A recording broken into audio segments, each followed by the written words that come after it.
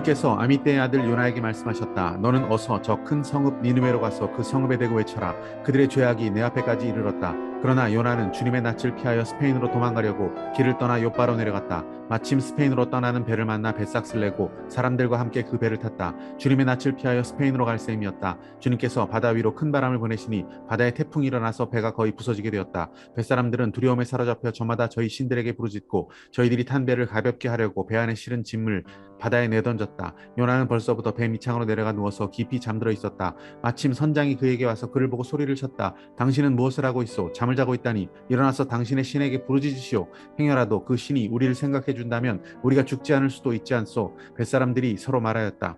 우리가 어서 제비를 뽑아서 누구 때문에 이런 재앙이 우리에게 내리는지 알아봅시다. 그들이 제비를 뽑으니 그 제비가 요나에게 떨어졌다. 그들이 요나에게 물었다. 우리에게 말하시오. 누구 때문에 이런 재앙이 우리에게 내렸소? 당신은 무엇을 하는 사람이며 어디서 오는 길이요? 어느 나라 사람이요? 어떤 백성이요? 그가 그들에게 대답하였다. 나는 히브리 사람이요 하늘에 계신 주 하나님 바다와 육지를 지으신 그분을 섬기는 사람이요. 요나가 그들에게 자기가 주님의 낯을 피하여 달아나고 있다고 말하니 사람들이 그 사실을 알고 겁에 질려서 그에게 소리쳤다. 어쩌자고 당신은 그런 일을 하였소? 바다에 파도가 점점 더 거세게 일어나니 사람들이 또 그에게 물었다. 우리가 어떻게 해야 우리 앞에 저 바다가 잔잔해지겠소? 그가 그들에게 대답하였다. 나를 들어서 바다에 던지시오. 그러면 당신들 앞에 저 바다가 잔잔해질 것이요. 바로 나 때문에 이 태풍이 당신에게 닥쳤다는 것을 나도 알고 있어. 뱃사람들은 육지로 되들어가려고 노를 저었지만 바다의 파도가 점점 더 거세게 일어났으므로 헛일이었다. 그들은 주님을 부르며 아뢰었다. 주님 빕니다. 우리가 이 사람을 죽인다고 해서 우리를 죽이지 말아 주십시오. 주님께서 뜻하시는 대로 하시는 분이시니 우리에게 살인죄를 지우지 말아 주십시오.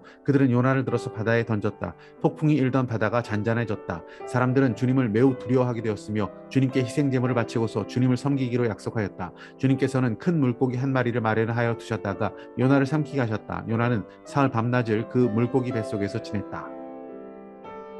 할렐루야, 아름다운 새날입니다.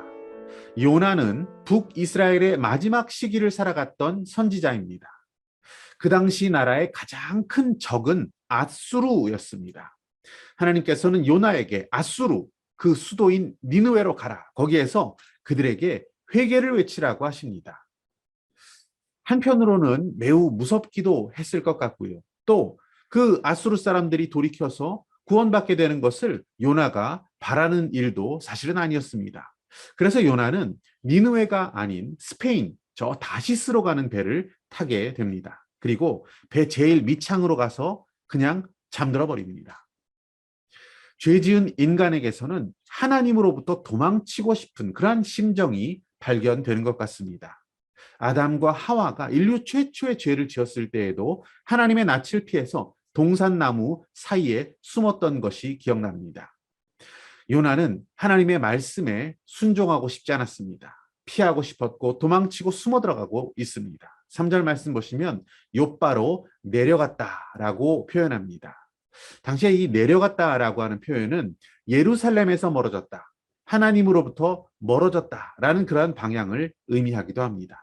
그에게 영적인 하강이 시작되고 있습니다.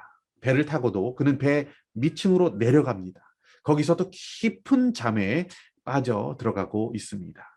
그때 하나님께서는 지중해를 뒤흔들어 놓으십니다. 배에 탄 사람들은 각기 자기들의 신을 막 찾고 있었고요.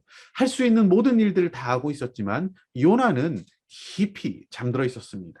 결국 풍랑 속에서 제비 뽑기를 하고 하나님은 요나를 지목당하게 하십니다. 결국 그는 바다로 던져지게 됩니다. 내가 주의 영을 떠나 어디로 가며 주의 앞에서 어디로 피하리이까? 내가 하늘에 올라갈지라도 거기 계시며 스올에 내 자리를 펼지라도 거기 계시나이다. 시편 기자의 말씀대로 하나님을 피하여 도망할 수 있는 곳은 아무 데도 없습니다. 여러분, 다윗이라는 사람은 왜 위대한 신앙인입니까? 그는 왜 하나님의 마음에 합한 자라는 칭찬을 받게 되었습니까? 그가 죄를 지었을 때 부끄럽고 죄송스럽고 너무 한심스러웠지만, 그래서 자신의 죄를 숨길 수도 있었지만, 왕권으로 무마할 수도 있었지만, 그는 즉각적으로 주님 앞에 무릎 꿇는 사람이었습니다. 회개하고 돌이키는 사람. 그래서 그는 위대한 신앙인, 위대한 왕으로 기억되고 있는 것입니다. 혹시라도 하나님 말씀에 순종하지 못하고 있는 나의 모습, 배 밑창에 누워서 깊이 잠들어 있는 나의 모습, 나의 영적인 침체의 모습이 있다면 그것을 볼 수 있기를 원합니다. 그리고 살아계신 하나님의 말씀에 반응하는 인생, 하나님 말씀을 순종할 수 있는 인생이 되기를 소망합니다.